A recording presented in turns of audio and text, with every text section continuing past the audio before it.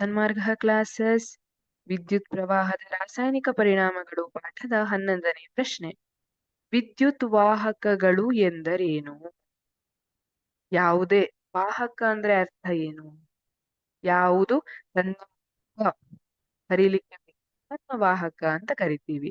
ಈಗ ಉಷ್ಣವಾಹಕ ಅಂತ ಹೇಳ್ತೀವಿ ಅಲ್ವಾ? ಸ್ಟೀಲ್ ಏನಿದೆ ಅದು ಉಷ್ಣವಾಹಕ. ನಾವು ಸ್ಟೀಲ್ ಪಾತ್ರೆಯನ್ನ ಬಿಸಿ ಮಾಡಿದಾಗ ಅದು ಒಂದು ತಳದಲ್ಲಿ ಬಿಸಿ ಮಾಡಿದ್ರು ಮೇಲ್ವರೆಗೂ ಬಿಸಿ ಬರ್ತದೆ ಅಲ್ವಾ? ಯಾಕೆಂದ್ರೆ ಅದು ಉಷ್ಣವಾಹಕ. ಅಂದ್ರೆ ಉಷ್ಣವನ್ನ ತನ್ನ ಮೂಲಕ ಹರಿಲಿಕ್ಕೆ ಬಿಡ್ತದೆ. ಆದ್ರೆ ವಿದ್ಯುತ್ ವಾಹಕ ಉಷ್ಣ ಇದ್ದಲ್ಲಿ ವಿದ್ಯುತ್ ಹಾಕಿದ್ರೆ ಆಯ್ತು. ವಿದ್ಯುತ್ ವಾಹಕ ಅಂದ್ರೆ ಏನು? ಯಾವ ವಸ್ತು ತನ್ನ ಮೂಲಕ ವಿದ್ಯುತ್ತನ್ನ ಹರಿಲಿಕ್ಕೆ ಬಿಡ್ತದೆ ಅದನ್ನ ವಿದ್ಯುತ್ ವಾಹಕ ಅಂತ ಕರಿತೀವಿ. ಯಾವ ವಸ್ತುಗಳು ತಮ್ಮ ಮೂಲಕ ವಿದ್ಯುತ್ ಪ್ರವಹಿಸಲು ಬಿಡುತ್ತವೆಯೋ ಅವೇ ವಿದ್ಯುತ್ ವಾಹಕಗಳು.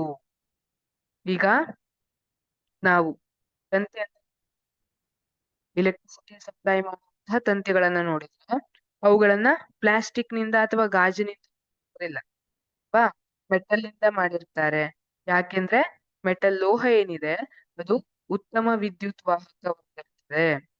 ಅದು ತನ್ನ ಮೂಲಕ ವಿದ್ಯುತ್ತನ್ನ ಪ್ರವಹಿಸಲು ಬಿಡ್ತದೆ ಅಲ್ವಾ?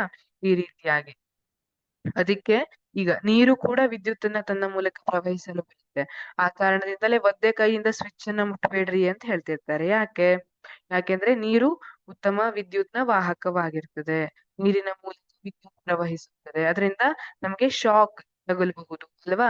ನೀವು ಈ ಕಾನ್ಸೆಪ್ಟ್ ಅನ್ನ ದಹನ ಮತ್ತು ಜ್ವಾಲೆ ಪಾಠದಲ್ಲಿ ಕಲ್ತಿದ್ದೀರಿ.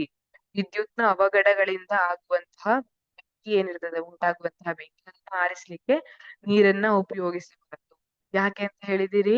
ಯಾಕೆಂದ್ರೆ ನೀರು ಒಂದು ಉತ್ತಮ ವಿದ್ಯುತ್ ವಾಹಕ. ಇದು ಬೆಂಕಿ ಆರಿಸಲು ಹೋಗುವವರಿಗೆ ವಿದ್ಯುತ್ ಆಘಾತವನ್ನ ಉಂಟು ಮಾಡಬಹುದು ಅಂತ ಹೇಳಿದಿರಿ ಅಲ್ವಾ? ಹಾಗಾಗಿ ವಿದ್ಯುತ್ ವಾಹಕ ಅಂದ್ರೆ ಏನು? ಯಾವ ವಸ್ತುಗಳು ತಮ್ಮ ಮೂಲಕ ವಿದ್ಯುತ್ ಪ್ರವಹಿಸಲು ವಿದ್ಯುತ್ ವಾಹಕ.